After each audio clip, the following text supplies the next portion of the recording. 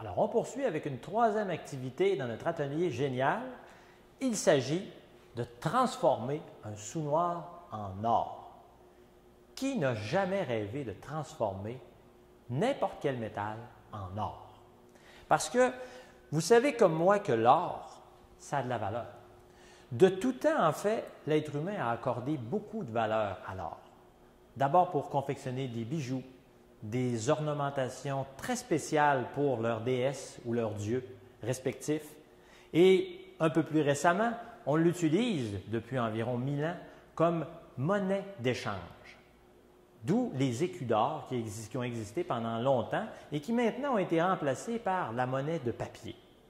Mais même si la monnaie de papier existe aujourd'hui, il reste que si vous possédiez 3 ou 4 pièces d'or, de la grosseur d'un sous-noir justement, je pense que vous sauriez quoi faire avec, n'est-ce pas? Alors, ce qu'on va faire aujourd'hui, c'est qu'on va essayer de transformer, on va transformer en fait, un sous-noir, on peut en montrer un, Martin, un sous-noir, ici, on en a plusieurs, en or. Maintenant, pour ce faire, je vais donner la parole à Martin et il va s'expliquer sur comment on fait pour transformer un sou en or. Bien sûr, il va utiliser des expressions plutôt vagues. Ce sera à vous de décider parmi les choix A, B ou C, quelle est la bonne réponse. Okay. Comme Simon disait tout à l'heure, on va utiliser les scènes noires qu'on avait, vous savez, il y a quelques années et qui ont été retirées de la monnaie canadienne. Bien, des sous noirs qu'on va, nous, on va leur donner la valeur, on va les transformer en or, comme Simon disait tantôt. Donc, on va prendre un sou pour commencer l'expérience. Je vais mettre dans mes pinces. Vous voyez, un sou noir. Je vais venir le nettoyer dans une solution qui est nettoyante. On ne dira pas c'est quoi la solution. Ça peut influencer vos choix de réponse. Donc, je viens la nettoyer, tout simplement. Quand mon sou est nettoyé, donc, quand je dis nettoyer, il n'y a plus de graisse dessus, parce que vous savez, les seaux noirs, tout le monde les pognasse, il y a des millions de gens qui les prennent dans les mains. Donc, moi, j'ai tout enlevé la graisse dessus.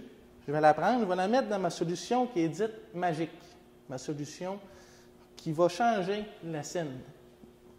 Donc, je la dépose dedans. Puisque l'expérience dure environ quelques minutes, j'en ai déjà mis une à l'avance, donc tantôt. Je vais sortir la scène. Vous allez voir l'état que ça donne.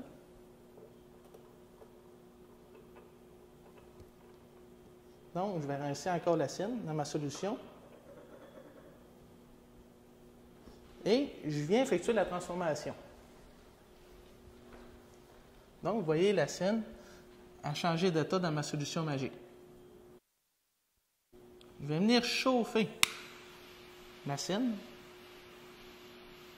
pendant quelques secondes. Vous allez voir la transformation de la couleur de la scène.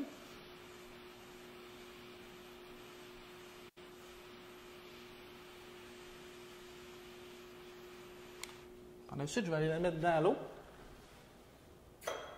pour la refroidir pour ne pas se brûler. Et comme Simon l'avait dit tout à l'heure, nous avons une scène qui est bel et bien rendue en or. Donc, la scène ne vaut plus une scène, elle vaut plusieurs mille dollars.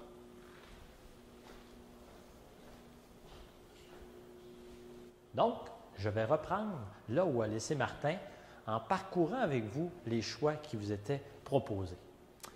Alors, j'ai le premier choix qui était une désoxydation à l'acide.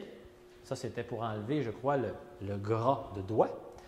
Le plaquage de zinc et finalement la formation de laiton au chauffage. En B, nous avions le lavage à l'eau de Javel, qui était la solution nettoyante, le conditionnement en phase liquide et un changement moléculaire par chauffage.